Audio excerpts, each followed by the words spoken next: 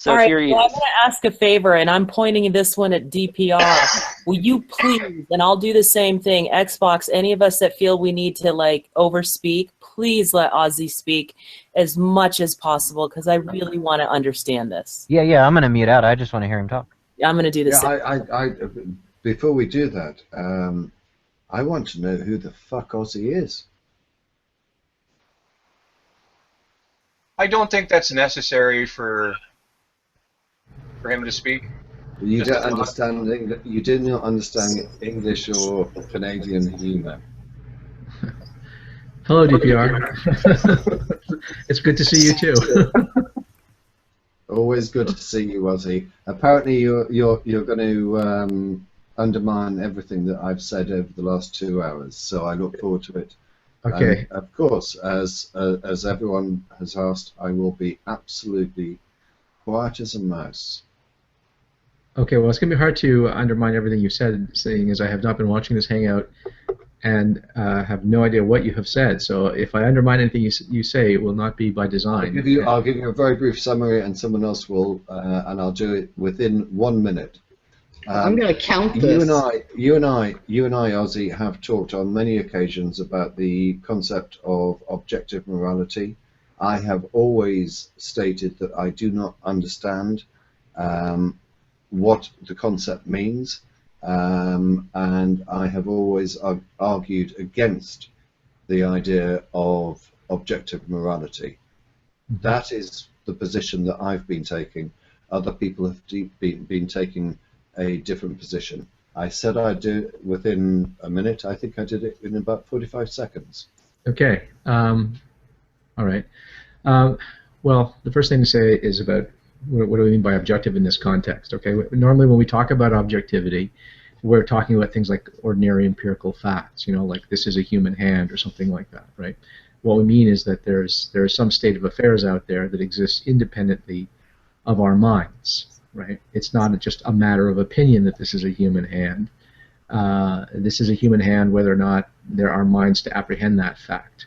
Okay. Now, it so happens there are minds that apprehend that fact, and it's by virtue of our minds that we are able to apprehend that fact, and we're able to apprehend that it is an objective fact. But the point is that you don't have to be minds there. Now, when we talk about objective moral facts, we're not talking about them being mind independent. We mean that they're objective in the sense that they don't just rest on idiosyncratic preferences or just mere subjective opinions.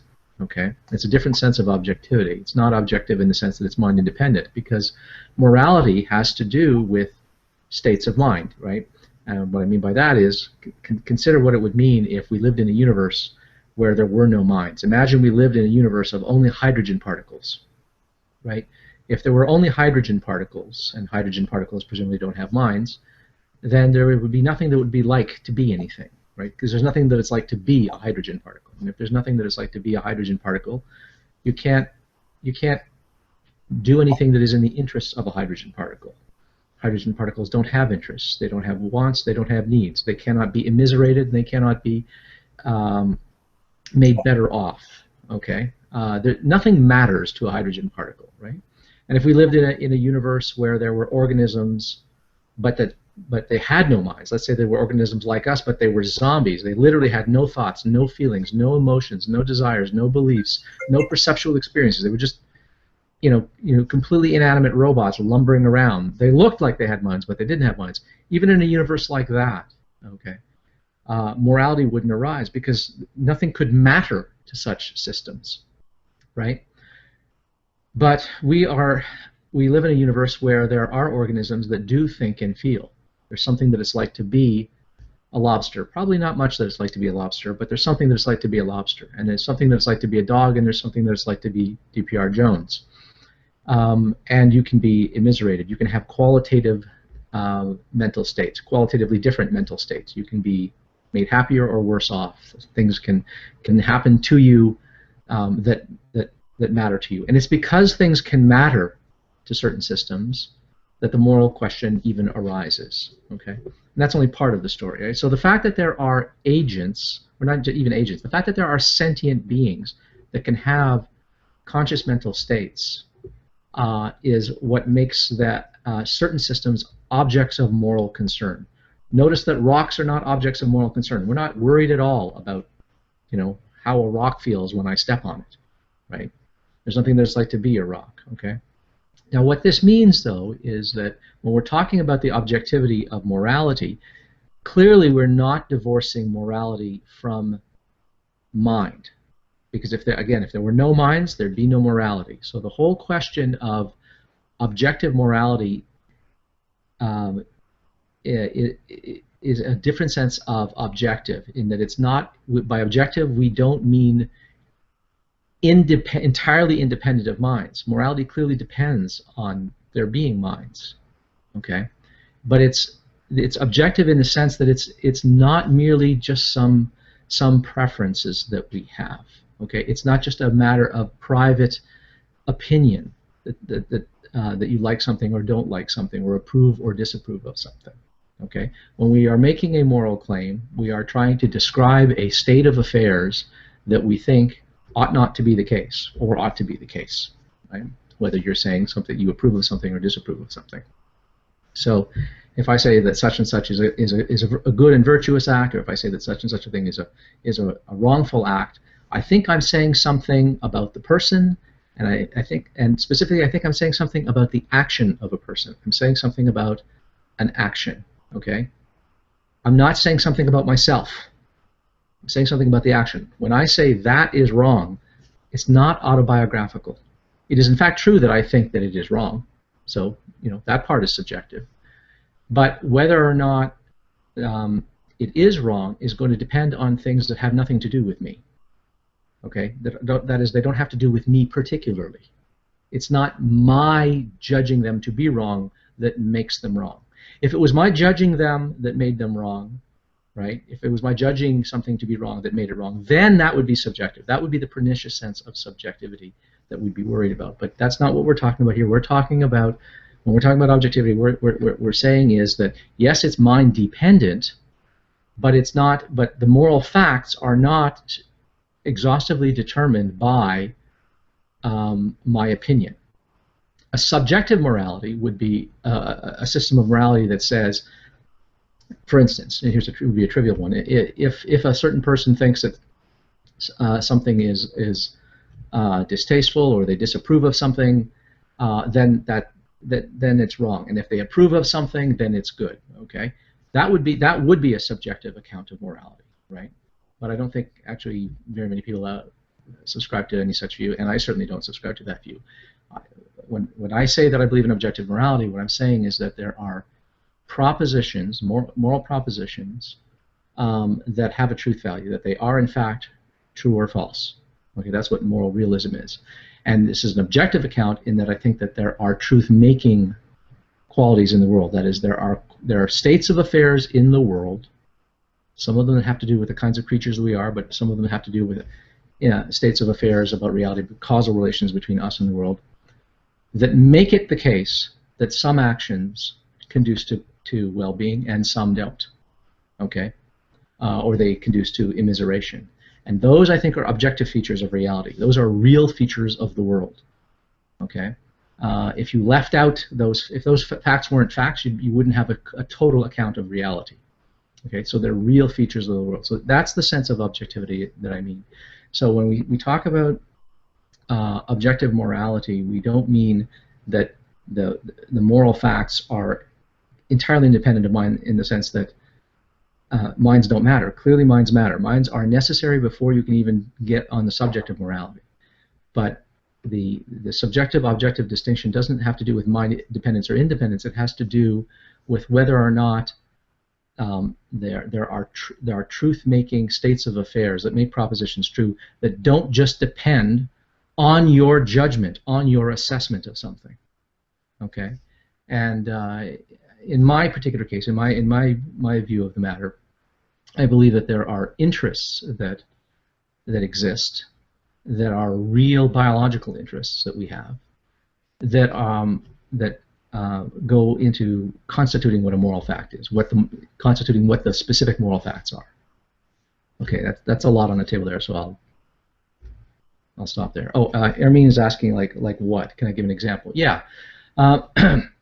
Wanton cruelty, inflicting harm on another object of moral concern, on another system that can experience harm, that can be harmed, that can be made to suffer, simply for the sake of doing so. I think that would be an immoral act, and that'll always be an immoral act. Right? Now you can say, well, yes, but can't I imagine situations where it would be good? Well, if you're imagining some situation where there would be certain consequences that you think would mitigate against that, you're not imagining the action as I described it or as I defined it. And cruelty would be doing something for the sake of harming the organism or the system in question. Okay, as opposed to I am harming someone, but I'm doing it for some other reason, not for the sake of harming. But I think if you harm something for the sake of harming it, right, that's cruel, and I think that's always going to be wrong, and I can't think of an exception to it. I can't think of a state of affairs that would make it right. Yeah, Does that make any sense? Good. And it was very good. How you laid it out was real concise, I thought. Okay. Well, I mean, there's a lot to fill in still, but anyway. Yeah, for sure. I butchered it earlier, by the way, just so you know. Oh, okay. Well, that doesn't matter. I didn't keep going on to it because I was butchering it so bad. I wasn't taking it as my view. I was trying to just explain it. So. All right. That helped me understand. I think I'm still stuck on a little bit on why that's valuable from the standpoint of you gave a good example. And I'm not going to disagree from any perspective, except for the idea of where do these values come, or these morals come from, or this, not even morals. How do you connect that back to morals, and how do you say how can you be certain that one's right, or any other one's right? Okay, a couple of sort of good questions in there. Okay, the first, certainty. Okay, let me just deal with that one.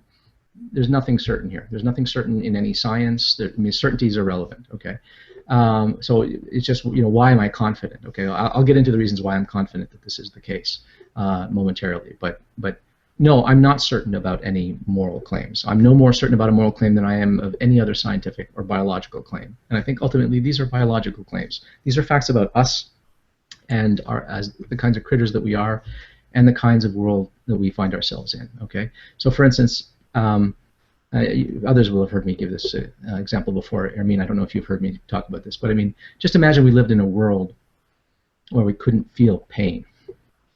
Okay, so I mean, you could have all the mental states that we have, but you couldn't feel pain. You literally could not feel pain.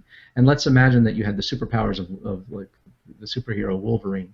So I walk up and I stab you with a pencil. Okay, now it doesn't hurt you, might even tickle, and it's not going to cause any harm at all. It's just going to instantly heal. Okay, that would not be an immoral act in such a world. It would be inconsequential, right? It might even be a form of greeting, all right, so clearly it's facts about us and how we can be harmed and how we can be helped that are determinative of when we judge something to be right or wrong. Right? That is, in fact, part of our moral calculus of how we decide things are right or wrong, is how they have effects, what effects they have on us. And that's a function of the kind of critter that we are and the kind of world that we find ourselves in. We find ourselves in a world where our actions actually have effects on other organisms. It is possible to imagine a universe where there are sentient organisms, but they can't interact with one another. Okay, so nothing I do could affect you and vice versa. Well, then the question of morality wouldn't arise. But the question of morality arises with us, and the question of moral knowledge arises with us, because we find ourselves in a world where we can interact, and there are facts about us, and we know enough of those facts about us, about the kinds of critters that we are, and how you are likely to respond, and how you're likely to be affected and feel in response to things that I do, and vice versa. We know enough about the physical world around us that we are able to make predictions quite reliably about what will be the effects of our actions. Okay, and so our concept of moral responsibility and accountability rests on the fact that we live in a world where there are causal regularities, and we can predict them, And among those causal regularities we can predict are the effects on one another's well-being, on the mental states that we can induce in other people, that we can immiserate them and improve them, right?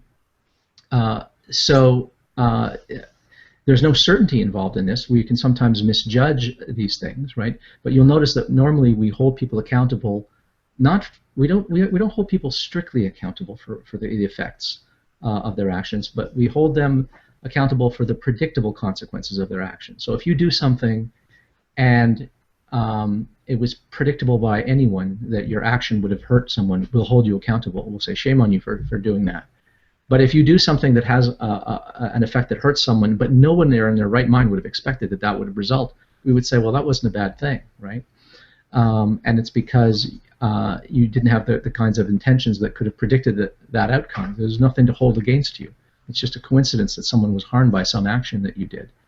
So it's the predictable consequences of an action that are determinative of when we want to lay blame and hold people accountable and responsible. Okay, that's what factors into our it's why we consider intentions in moral actions. Now, so this is all a question of knowledge, but I mean it's ordinary empirical knowledge about us and the world that we find ourselves in. There's no certainty involved, so that was the first thing. And then there was another part of your question earlier, which was what were you asking? You said where do they come from? They don't come from anywhere. Moral truths are just like other truths in that there are states of affairs that make them true.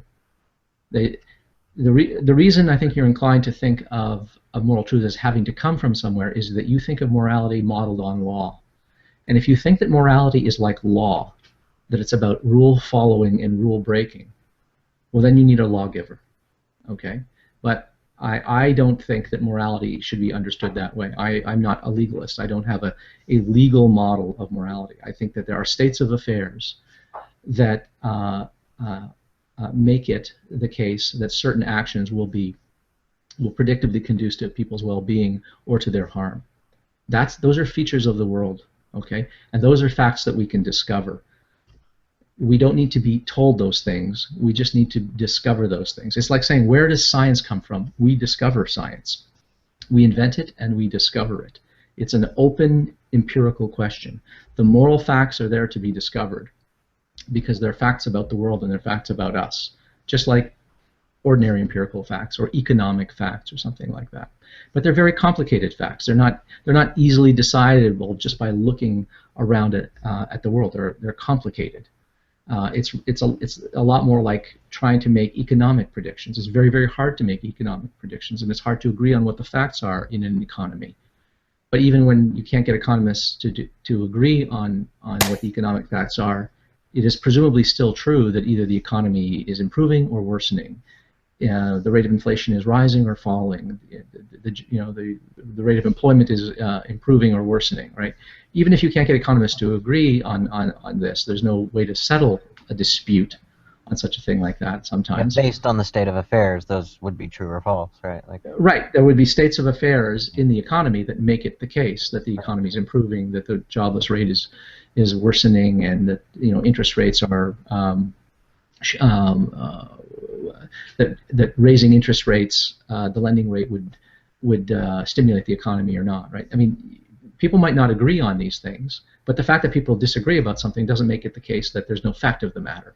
There would be a fact of the matter even though we wouldn't know about it. And so I think it's like that. So I think moral facts are out there to be discovered, and it's hard-won cultural knowledge that is learned and acquired transgenerationally, and we have to sort of look to anthropology and history and psychology and subjects like that to figure out facts about human nature and to look at living human social arrangements and see them as social experiments, as moral experiments that are constantly being run, and to figure out which of these social experiments would actually work together and would result in a way of life, policy recommendations that will conduce to an increase in well-being.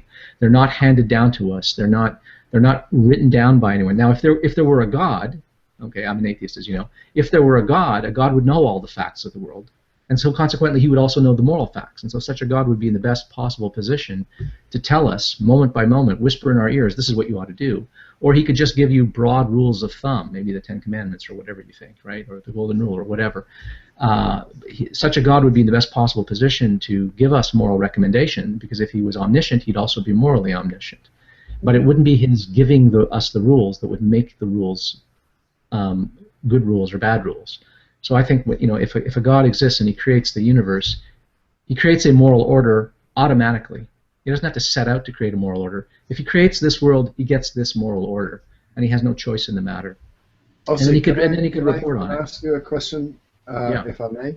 Oh, I wanted to follow up with him on one thing, please. Yes, of course. I so appreciate it. You gave a great example of like the negative side.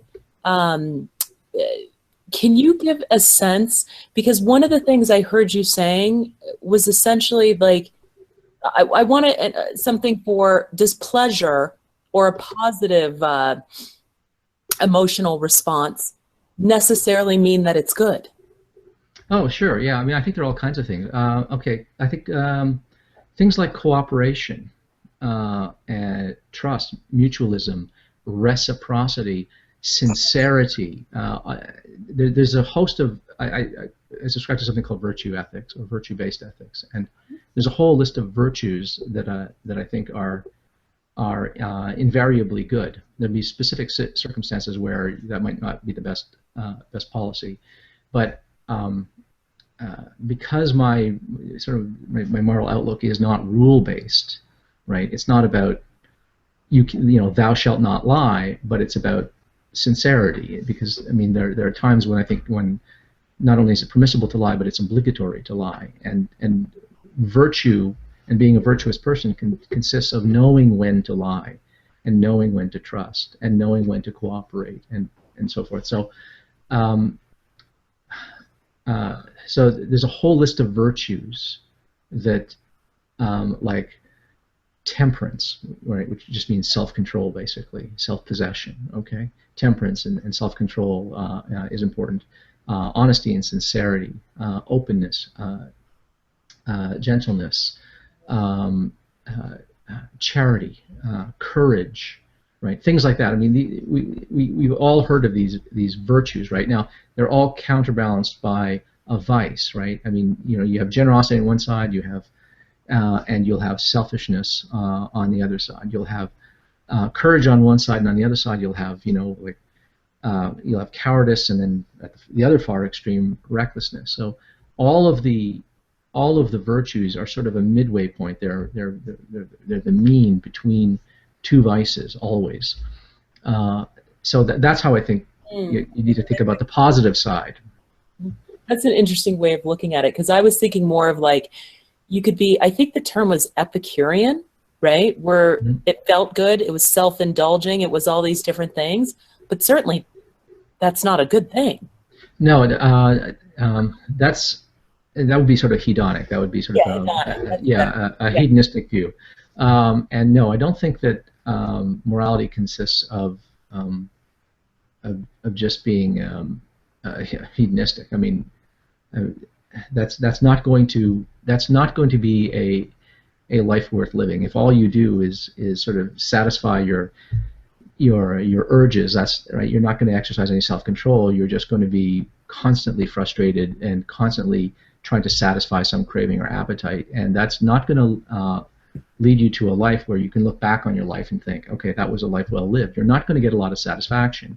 You're going to get perhaps some momentary gratification, but you're not going to get any lasting or enduring gratification in your life. So it sounds like part of your morality needs to be, or these views needs to be, whether good or bad, it has to be not just good or bad in the short term, but in the long term as well. And how do we as people who don't see, like you said, economics and the big picture as well as 1,000 years in the future, how can we really use those to determine? I'm sorry, I'm cutting you off now. No, it's okay. No, it's a good question. I mean, again, this is an empirical inquiry, right?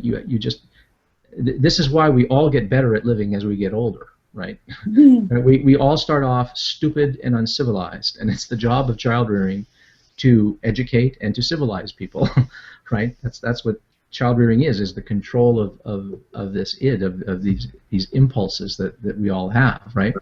And everybody in the course of their life is sort of on a moral journey, right? But you can also look at human civilization, right, as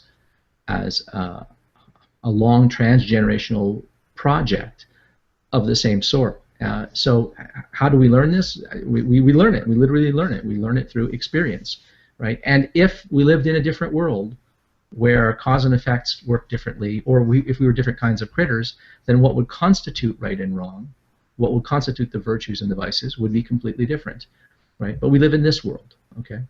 So it's objective in that sense. It's not objective in the sense that it couldn't be some other way, right?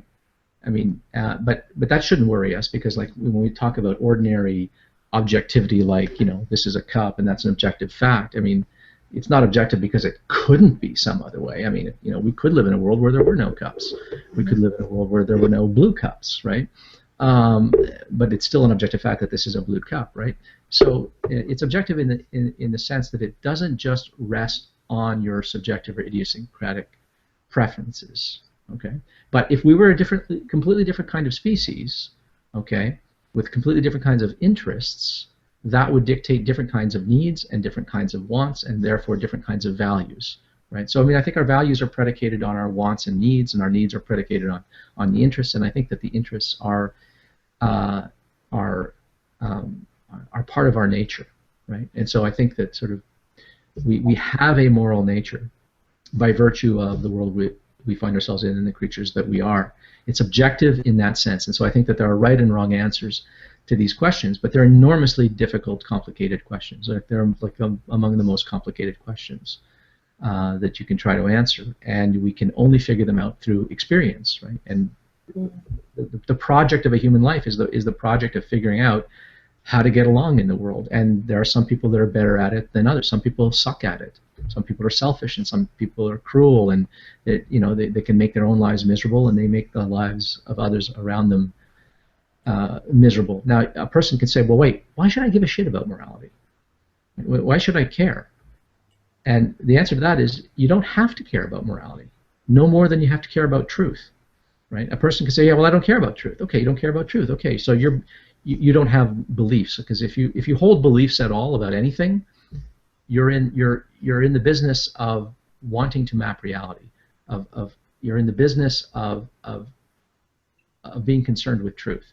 And it's the same with morality. One doesn't have to be concerned with morality, okay? No one can make you have a value where you are concerned for your own well-being and the well-being of others.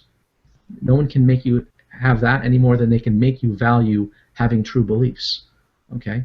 But then you're a fuck-up, right? People who go around not caring about morality are exactly the same as people who don't care about truth. Things don't go so well for them, and they don't go so well for those who depend on them and know them. So I don't think what I think on this is that a moral theory has to give you a reason why we care and where this concern that we have for moral questions arises. Okay, but it doesn't have to supply you with a motivation for wanting to value that thing. I think that we just come with that motivation, right? Just like we come with a motivation to want true beliefs, right? You get it for free, and so I don't think that a moral theory has to supply you with a motivation for wanting to be moral, any more than a theory of truth has to supply you with a reason for wanting true beliefs. You don't have to have that as a value, okay? But then maybe you're more or less a spider.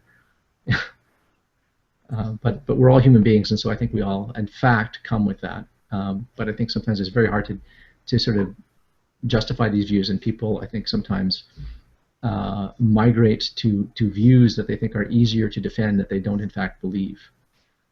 Right? There's a kind of fictionalism that goes on there. I think people embrace a lot of moral positions that they think will be easier to defend. They'll be more defensible.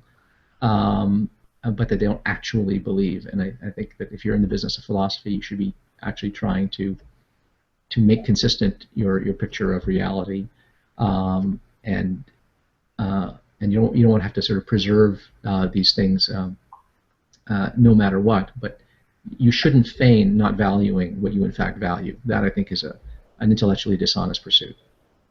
Kind of interested in what Nihilist has to say, because I think he might hold almost a completely opposite view. Yeah, I think he does, actually. Well, I don't hold a view about what people should think about morality. I don't hold that view, but I think Helena, I want to ask you one question before I proceed with my line of questioning with Ozzy. Did you record any of that instance where Jack discussed anything with Gary Edwards? No, unfortunately, I don't have the kind of machine. I didn't have anything to record it. Okay, that's evidence that God doesn't exist. Now, I was really wishing. I want to get with Jack and have him really explain, because that was like the most fascinating part of the whole hangout for me. But I couldn't follow. I was only able to follow bits and pieces of it. But so I'll go ahead now. I would love to hear what you have to say. Wait, hang on. Just, sorry, realistic. DPR was going to ask a question. Sure. And I don't think he got to ask it.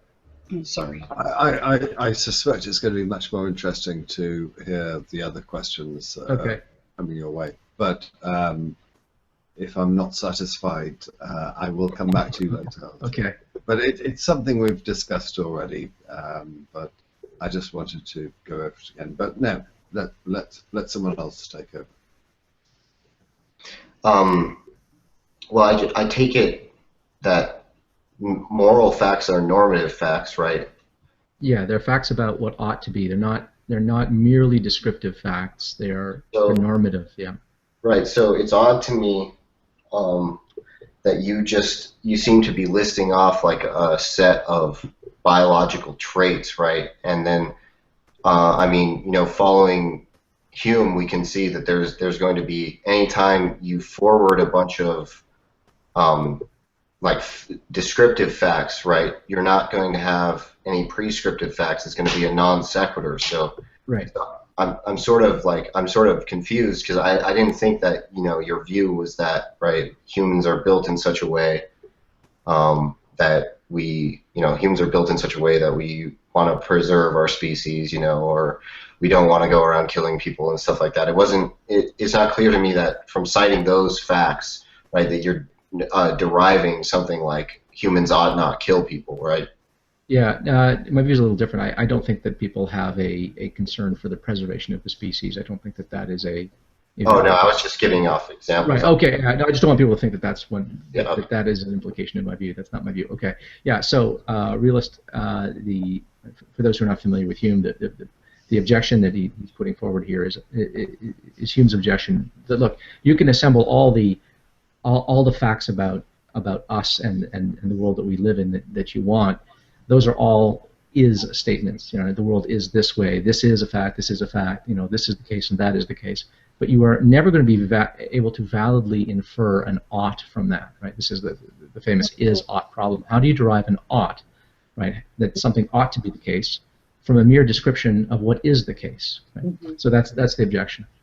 It's a good objection. Yeah. My view, though, is that we have interests, and when something is an interest, then it determines your value. So I think we come bundled with values. We just do have these values. If we were spiders, we would not. There would be no objects of moral concern, right? Spiders simply cannot be objects of moral concern to one another. Okay. We are the kinds of creatures that have that not only can experience different mental states, but we can apprehend that other systems can differ in their mental states, and that our actions can influence them. And not only are we ourselves objects of moral concern the way a dog is an object of moral concern, but we, unlike a dog, are moral agents. That is, we recognize the predictable consequences of our actions on an object of moral concern. And we, in fact, do come with a an interest in our own well-being and in the well-being of those around us, because we're a social species. If we were spiders, that wouldn't be the case, but we're the species that we are. So we come bundled with values, just like I said. That's why I give the example of truth. We value the truth. There's not a reason why you ought to value the truth, right? There's nothing. There's no answer to the question. Why ought I value the truth? I couldn't convince a person who didn't value the truth that they ought to value the truth. What could I give them? I would give them an argument. Well, my reasons wouldn't matter to them. They don't value the truth. So even if my reasons were great reasons, it wouldn't matter. I couldn't persuade a person who didn't care about the truth to care about the truth. I would have no leverage. There's nothing I could have. I have to assume that a person cares about the truth for them to care about anything that I say. Right. And so it's the same thing with morality. I think we are in fact concerned. We have as a value our own well-being, and we do have as a value the well-being of other organisms. And that I think is a result just of the kinds of creatures that we are from natural selection. So there are certain values that are just we're simply born with. Okay, so those are our interests. All right, there are a few questions. There are a few questions that need to be raised at this juncture. The one question, and this is probably most important for your account, but I want to understand more clearly before that. So I have a series of questions. But probably the most important question is what well-being is supposed to be. Right? Now, the other questions I had is, you said that people are born with the value of well-being, right? And they don't have it the day that they're born. But what I mean is they're born with this concern, right, in the same way that they're born with the ability to reach puberty, right? Right. Yeah. No, I understand what you mean. You said so. The idea is that they're born with the propensity to come into these values. Right. So the reason I want to know what well-being is supposed to be is because I want to figure out how that notion is supposed to be construed, right? Because it's going to be somewhat of an empirical fact whether people have these values, right? Like if I come into contact with a person who doesn't value well-being, right, then it's sort of like that would make your claim false, right? Presumably. Yep. So yes, that would falsify the view, yeah. Okay, so your idea is that, so that's why I think the crucial point is, figuring out what well-being is. Mm-hmm. Yeah. Okay, go ahead. I wanted to construe it non-naturalistically. I'm sorry. I think you're gonna run into the open question argument in instances where you're interested in construing well-being naturalistically, right? And so that's why I think that the push towards intuitionism is so strong in philosophy, right? Mm-hmm. Because it's very few philosophers, except for people like Sam Harris, who are going to admit of something like the well-being is the good, just in virtue of the meaning of the statements, right? Well, I mean, I'll take a page out of Sam Harris's book, although he didn't originate this, but well-being is an open question, right? It is an open empirical question. The example he and other philosophers have given is, or rather the analogy they give is something like health, right? Who the hell knows what health is? Well, our conception of health changes. Our understanding of health improves with time, okay? But the fact that we don't have a closed definition, a finite, we can't circumscribe what health is right now, that we understand that 50 years from now our understanding of health will be improved and we'll discover that some of the things we think are healthy now are wrong, and it doesn't mean that there's no such thing as an objective concept of health, that there's no objective fact of the matter about what is healthy to eat and what is a healthy lifestyle. And it's the same thing with well-being. So, I mean, that is an unfortunate sort of hole in this system, as it would be kind of nice to be able to specify ahead of time what constitutes well-being, because if you could specify ahead of time what constitutes well-being, if you could define well-being such that you could say in any possible situation, what would conduce to well-being as it's defined, then you could always, in any particular case, say, okay, given the predictable consequences of that action, does it conduce to well-being here? Defined this way, great. Then we would always know what right and wrong is, but we don't. And part of the reason we can't always tell what is right and wrong is because we can't always tell what is in fact going to immiserate us in the long term, and what's a good long-term policy recommendation, and what conduces to well-being. So, I mean, we just don't know. But I think that's no more sort of a defeater of the position than it's a defeater of medicine that we don't know how to once and for all define what health is. So I mean, I think that's a good analogy. Now, I was going to go on to the open question, but go ahead. Oh yeah, I just wanted to make sure that you weren't, construing what I was rendering as an epistemological objection, Yeah, no. It's supposed to be a substantive objection to the very definition here. It's not a question of just how we would know. It's a question of what we could understand it to mean for something to be a good action, right? What it means for something to be a good action, what it means for someone to be a virtuous person, is going to depend on the definition. That's a different question than, well, how would we know what we should do? So I was talking about it as if it was just an epistemological question, but it's not just an epistemological question. It's also the very meaning of what is a moral act or an immoral act, the very meaning of what it means to be a virtuous person as opposed to a person of low character or something like that, is going to depend on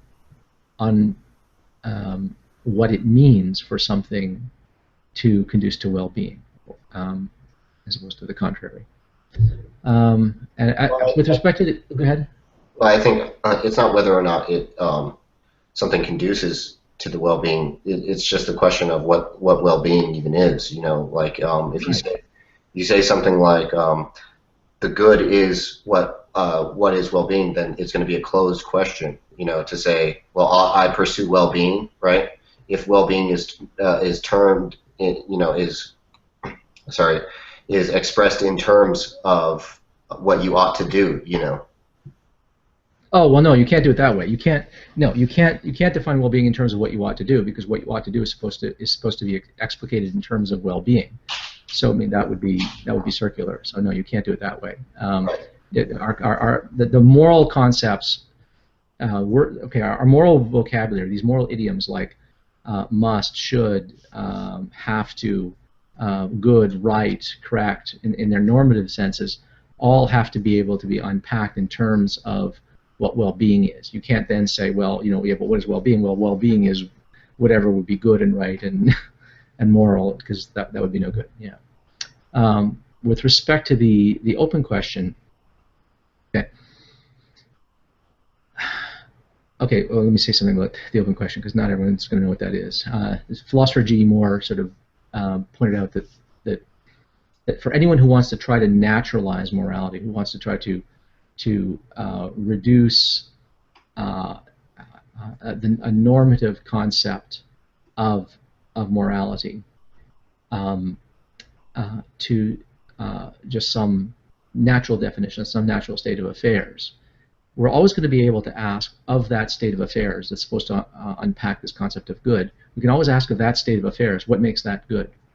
Okay. So, for instance, I'm going to say, well, a good action is an action that conduces to well-being. Okay. Well, what's so good about well-being? That's a good question. Right? What's so good about well-being? And then, well, I mean, there's plenty of things that are good about well-being, but no, what's morally good about well-being? Well, I can't answer that question. I can't answer the question what's morally good about well-being, because well-being is supposed to be my answer to what's good about a certain action. Okay. So there's actually a problem with the open question objection, and that is, for anyone who's trying to explain what states of affairs are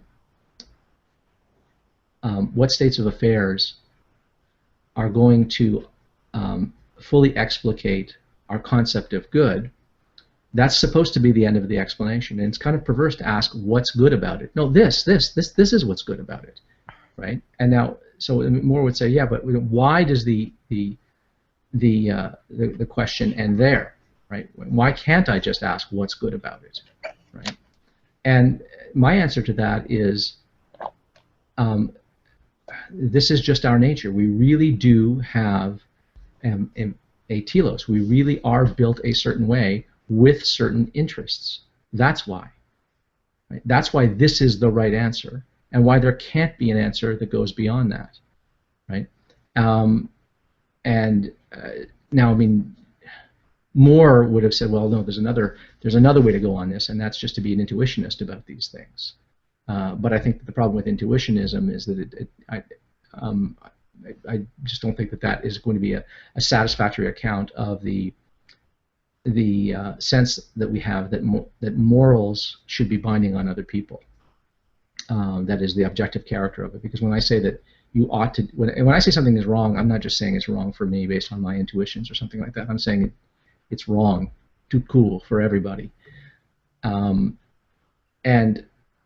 I don't think you can defend that on intuitionistic grounds. So I think that intuitionism has to just sort of, falls short there. It doesn't capture our intuitions. It's funny, intuitionism doesn't capture our intuitions about our moral talk, about moral idioms. It doesn't fully describe the discourse of morality. It doesn't capture moral talk adequately. It ends up misdescribing it, and it would leave us wondering why any moral proposition that you would make should warrant any claim on anybody else's attention.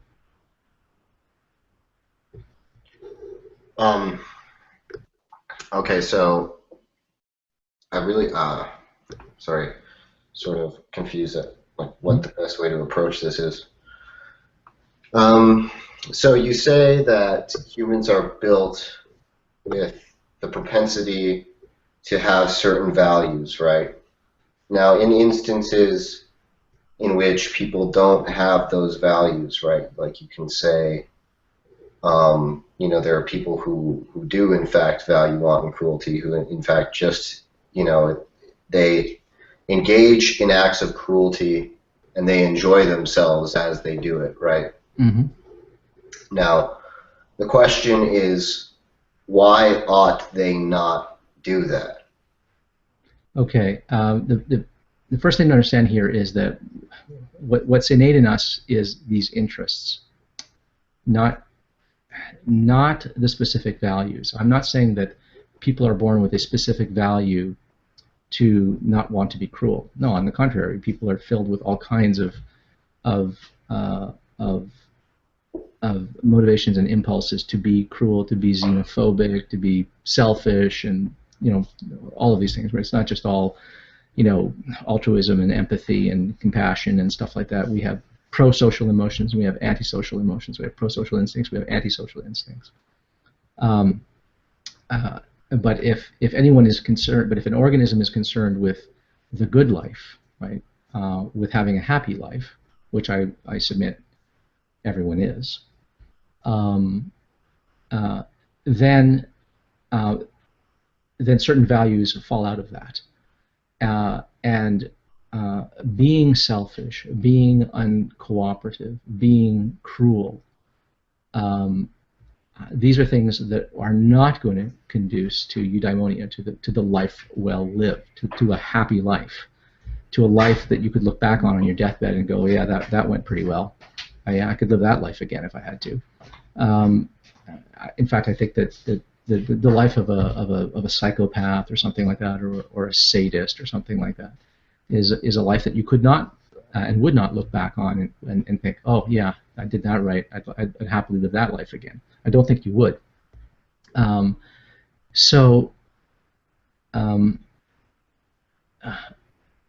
sorry, what was the specific question? Well, I just asked, like if a person is interested in, engaging in something like sadism. Oh, right. So why shouldn't they? Because it's literally not in their interests to do so. It can only be in their interest in the same way that it's in your interests to eat the most delicious, fattening meal right now because it tastes good. It's not in your long-term interests. It's just not going to conduce to your well-being to eat just a pile of junk food all the time. I think that analogy is helpful, right? Mm-hmm. Because, and the reason I think it's helpful is because you can imagine a person constituted in such a way that all they do care about is engaging in that instance of, you know, like pleasure from eating ice cream, and that if they ended up fat and unhealthy at the end of their life, they would never look back and regret the fact that they... Yeah, no, I could easily imagine that. I mean, as a logical possibility, I can imagine a person that is constituted such that all they care about is their immediate gratification, and they don't care what else happens to their body, and they don't care what else happens to people around them, and they don't care how socially isolated it makes them. They just care about, you know, feeding their face, or, you know, satisfying their gluttonous desires, right, from moment by moment, right? That would be the good life for such a person. That wouldn't be a human being, though, but that would, I mean, such an organism, that would be the good life for that organism. It's just not the good life for us. Okay, and so morality is about morality for us. So, okay, so I have... all right, this is an interesting question. I don't understand I don't understand the caveat that that thing wouldn't be a human being, but because I was imagining a human as I proposed the thought experiment. That's sort of... Yeah, I think there's a failure of imagination on your part. I think you're imagining something that you can't really imagine there. You're trying to imagine something that you can't imagine. It's like the Chinese. Well, there's an aside to a more interesting point, right? So the more interesting point is that presumably what you're saying is that inbuilt into humans is an inability to feel that way, right? An inability to feel that way.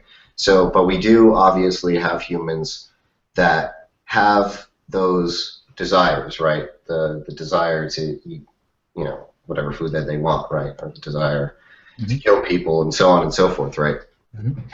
So you have these two competing interests, right? And it seems to me that all you're saying is that the one that the person should act on is the one that ultimately they won't regret acting on.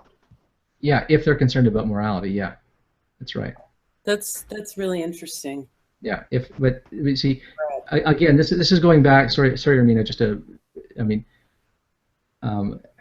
Realistic is pointing out. Well, listen, look, what you're talking about, Ozzy, is that you've got these competing interests. You have one interest or motivation or value to, you know, be a glutton, and then you have this other interest to, you know, be fit, healthy, well liked, get along with people, be able to sleep without fear of, you know, reprisal from enemies that you've created, you know, all sorts of things, right? Which one should win out? Well, I don't. You tell me. I know which one should win out if I want to have a good life, right? If there is a person that is constituted such that they would prefer, literally would prefer,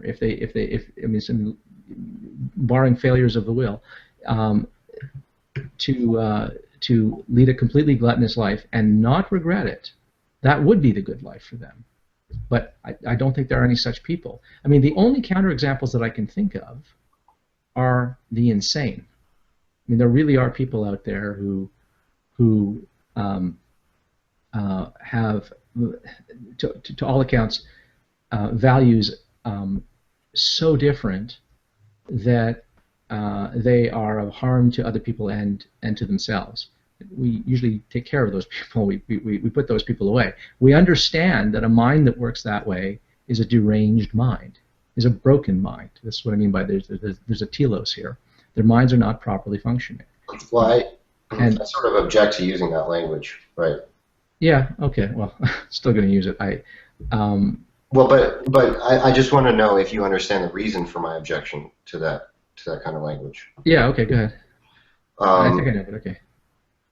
Okay. Well, I mean, the reason I object is because it's all laced in normativity, right? And given the state of affairs that you suggested, it's not as if there's going to be a fact of the matter about who's right and who's wrong, right? So it's so by their lights, right? By insane people's lights, assuming that they're not irrational, or like if we're talking purely about irrationality, then there's going to be a fact of the matter about who's rational and who's not, right? Right, but notice how we treat those people who, when we think that their minds are damaged in this way, when we think that they have deranged minds, right? Notice that we don't hold them, we don't see them as culpable. We don't think of them as having done wrong, right? Any more than you would think that your dog had done wrong because it had bitten you when provoked or something like that. Your dog's just got very different values, right? And it can't help it. It can't, it has the kind of mind that can't value things the way you do, the way that we think of as. But so it can't. Your dog can't value things in such a way that we would countenance them as moral. They just don't qualify as moral. And yeah, I think there are people. We wouldn't hold them morally accountable. The legal system might intervene, and we get them away from harming other people and things. Yeah, well, that would be to protect us. That would be to protect us or to protect them, but it wouldn't be to punish them, right? And I think it's the same thing with people who have very, very damaged minds. Okay, when we think a person has a completely damaged mind, their mind is no longer working in service of their own well-being and the well-being of others. Then when we're convinced that they didn't just sort of succumb to selfish interests or something like that. Right. These really are their ultimate interests, and they couldn't have wanted otherwise. Then we just say, okay, well, it's unfortunate for them. They're broken. It's tragic, right? We put them away, right? But they're not held morally accountable, right? Right. Now, contrast that with a person who has different values, not in the sense that they can't value, but that they just succumb to their lower self and don't abide by their higher self. Right? When you have these two wills, right? You have you have these conflicting values. We all have these conflicting values. Sort of the selfish impulse to do whatever the hell I feel like doing right now because it'd be immediately gratifying, versus what we know would actually be better for us and those around us. Okay. Now, which should win out? Well, there are some people that will just sort of give into the selfish impulse more. Okay. And those people we treat quite differently than we would an insane person or a dog or something like that. Okay, but now we will usually take punitive measures against them in order to literally to retrain them. Okay, at least we should be doing it. It shouldn't be just retributionist. It should be to sort of ameliorate them. But when we but you might be tempted to think, yes, but maybe they just do have fundamentally different values, Ozzy, and you're just insisting that they're succumbing to these lower interests, and they're not paying, or these lower impulses, and they're not paying attention to what is in fact in the interests of their own well-being. Maybe they just have a different sense of well-being. Okay, but I don't think that's true. And I don't think we can actually point to instances of people like that. In every case, when we become convinced that people are acting out of their selfishness, we treat them like bad people. We condemn them for it. And as soon as we're convinced that they couldn't do otherwise, we realize that they are somehow addled. There is simply something wrong with their minds, and it's not their fault. And we excuse them, right, to whatever degree we're in a position to assist them, or maybe the best we can do sometimes is cruelly lock them up, but we don't have any other choice sometimes. So I really don't see a difficulty here. And you might be tempted to think, well, wait a minute, why are you insisting that they're just mistaken here? And not actually different, that they're not addled also, these bad people. Okay, that's and I think that, wonder. Yeah, well, I think it's no different. What was your fan? Oh, sorry. I think that's no different than a person who it'd be like saying that there are two different kinds of health, right? There are people who are made healthy by drinking colloidal silver and not exercising and eating a lot of cake, and there are people who are no, there are just people out there who are so foolish as to believe that drinking colloidal silver will make them better, and there are people who think that not taking vaccines is better than taking vaccines, and there are people who believe that eating a lot of crap is better for them than eating healthily, and there are a lot of people who believe that just sitting in the sun will cure their cancer as opposed to some other course of action. But you can be radically mistaken about what's in your own in the interest of your own well-being, just like you can be radically mistaken about what's going to work in service of your health. Right? Most people who are habitually bad are just drastically mistaken about what will conduce to their own well-being. That's why I think that moral education is moral education, right? It's really about replacing bad ideas about what conduces to well-being with good ideas about what conduces to well-being, in the same way that there are people who go to the health food store and have the most unhealthy practices, waste an enormous amount of money on a lot of crap that is probably doing them harm and doing them no good, and quack medicine and quack exercise regimes and stuff like that. But they all think, they are all trying mightily to be healthy. And I think that even the person who is really, really being selfish is making all kinds of mistakes, but they honestly and sincerely think that they are acting in their own well-being. They're just short-sighted. They lack self-control, for instance. They might not know enough about human psychology. They might not reflect on their own actions. They might not be very introspective. So I think it works that way. Anyway, does that answer your question, Realist? Or does it address it anyway? Well, I don't. I think that. I mean, I'm more comfortable with your view because I share some similarities to it. There are a few things I think, honestly, calling it a any type of moral realism is sort of a disservice to the name. But that's a sort of that's a preferential issue. But what I think. Well, can I just say one thing on that? I mean, all I mean by moral realism is I think there are right and wrong answers. There are true. You can apply truth and falsity. Well, like you're an error theorist, right? Towards robust realism. I'm actually a moral relativist. So. Oh, okay. Well, never mind then. But anyway, yeah, I think there are right and wrong answers to moral questions, and that's the only sense in which I'm a moral realist. So I wanted to ask for nihilist to describe how you think it is. Yeah, you're asking me to describe moral relativism? Yes, if that's your position. Yeah. Yeah, I want to address one thing that Ozzy said real fast because I think it'll highlight the disparities between our views. Okay. And so one thing that he said is that, and the reason I objected to the language is because I think when you say things like deranged and stuff like that, I think what you have to be appealing to there is some fact of the matter that sets what the goals are, seeing as that they're normative goals, right? Now, well, it's a concept of biological proper function, yes. Right, and so I think what's constituted as proper is normative, right? Well, it's proper function in the same sense that we know what the proper functioning of a heart is, and you don't need people around to understand what the proper functioning of a heart is, right? Well, I don't think that there is a proper function. I know this sounds weird. But no. I'm familiar. This is like Fodor's argument, that kind of thing. No. It doesn't have to do with Fodor's argument. It's that I think what is proper is constituted normatively, right? And I don't think that normativity is reducible to natural facts, right? So I don't think that the fact that a heart has a tendency to pump blood means that a heart ought to pump blood, right? Oh no. But a heart doesn't. There's no moral ought there. When we say okay that. I mean,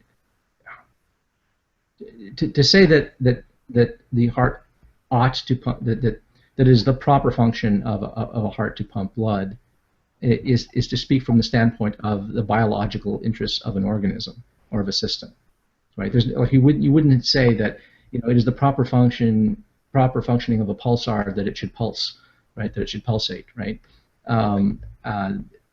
because there's no interest being served there. But in the case of organisms, there are interests that are served. Okay, those are biological interests. The interests could be different. If the organism were completely different, it would have different interests, right? So there are telenomic functions where organisms are concerned, and I think you can preserve the concept of a proper function telenomically. It doesn't have to be teleological. You just have to understand that part of the reason why the heart is the way it is at all in the first place, the reason why natural selection favored it, was that it conduces to differential reproductive success better than if it didn't. So. But that's not a moral law, right? That's a different norm. No, yeah, I understand. I understand that. I'm sort of. I don't want to go into another argument about, because like I'm very tempted to present the rule following argument. But sorry, it looks like you're busy. No, sorry. So I'm very tempted to present the rule following argument about how I don't think that normativity can be cashed out in natural means, right? Mm-hmm. So I don't think we can. I don't think we can look at the way things do behave and then conclude how they ought to behave, right? Now, I think what we can say is, with respect to certain aims, there are, like, obviously, having a proper functioning heart with like clear arteries is going to be far more conducive to the goal of preserving your life, right? Obviously, no one agrees with that, but I take special interest in the case when you were presenting insane people, right? Now, I take insanity to be a normative notion as well, right? And again, as long as we're not talking about rationality, whether these people are instrumentally rational or just epistemically rational, right? They don't have like ridiculous views like the Earth is flat and shit like that, right? Yeah, no. But this wasn't the epistemic sense of normativity. Right. Yeah, and so given that, right, it seems that if there are such people that are insane people whose values differ to the extreme, the way that you say, and you say that there are such people, right, who just their values are different. You don't think that they did anything wrong, right? You just think that there's some fact about their biology that sets their values a certain way, right? Now, the issue with that is that what sets the fact of the matter about who's insane, right? Are they just as justified as saying, look, these people don't want to walk around killing people? They're absolutely insane, right? So my question is, what sets the fact of the matter for something like sanity, right? It seems like you'd have to appeal to some tertiary norm rather than just the norms that are disparate between the two parties. Well, in the ultimately, this is a semantic argument that I'm putting forward here. That is, I'm trying to cash out an account of morality that explains what we're talking about when we're engaged in moral talk. Okay, and if you look at what people are concerned with, what are they concerned about when they're engaged in moral talk? They're not concerned with the well-being of rocks or anything like that. They're not concerned with hydrogen atoms. They're concerned with what we call objects of moral concern. It's got to be something that it's like to be. Okay. If you look at what people are concerned with, who and what they're concerned with, the kinds of systems that enter into moral discourse, okay, that become the objects of moral discourse and concern. If you look at the specific kinds of actions and the specific kinds of mental acts, right, like literally intentions, okay, all of those things have to do with well-being. In other words, when you just look at moral talk as a discourse, I think the only way to make sense of it, or I shouldn't say the only way, that's way too strong. The best way to make sense of this discourse is to understand it in terms of a concern with well-being. That concept helps us understand why we engage in this kind of talk about the things that we do, and why we say the things that we do about those things that we say them about. Okay, so this is an appeal to linguistic intuition in the same sense that when we're trying to understand what knowledge is, we consider thought experiments like, would you consider it knowledge if a person had a true belief, but they arrived at their true belief by rolling dice? No, that wouldn't be knowledge. Because the belief is not tethered to the truth in the correct way. There's a justification condition that's not satisfied, or something like that. Just in the same way that we do linguistic analysis to understand what the meaning and the best understanding of the concept of knowledge is, and arrive at a proper definition and account of knowledge is done linguistically by looking at the discourse. This is what I'm doing with moral discourse. I think that this is how you have to proceed. We have to figure out, what are we talking about when we're engaged in moral talk? What are we actually talking about? And that's and that is what we're talking about. Now, one could say, well, okay, but why do we don't have to engage in moral discourse at all, do we? No, we don't. No, we don't have to. There's no reason why you ought to be concerned about well-being. We just are. And if you are concerned about well-being, then we can have a conversation about, then we can get into sort of normative ethics.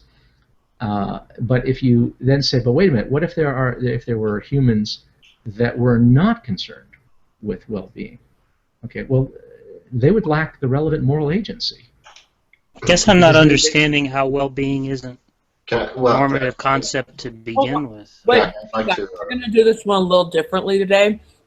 I was hoping that we could hear Nihilist's view of how he thinks it is. Well, that's just as well, because I've got to go in about 5 minutes.